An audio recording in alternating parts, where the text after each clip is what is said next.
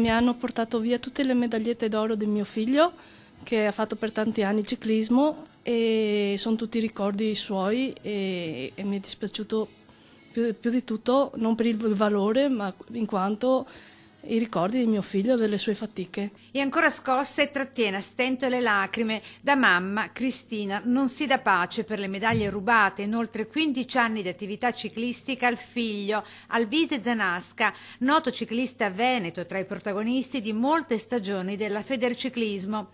È stato lui ad accorgersi del furto dopo aver trovato le riviste fuori posto, racconta la mamma. Erano nel cassetto assieme alle medaglie e li ha visti sotto il letto e ha detto: ma chi mi ha messo le mani nel mio cassetto?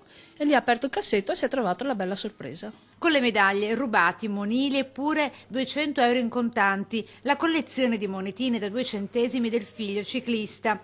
L'incursione dei ladri, che non esclude, possa essere avvenuta mentre era presente tutta la famiglia, qui in via Borgovecchio, laterale della centrale d'Osturzo a Marcon. Ce ne siamo accorti ieri sera. Restituitici un pezzo della nostra vita, l'umile richiesta di mamma Cristina ai ladri. Ai ladri chiedo se possono restituire qualche medaglietta, in quanto rappresenta non tanto il lato economico, ma il lato affettivo di tutta la mia famiglia.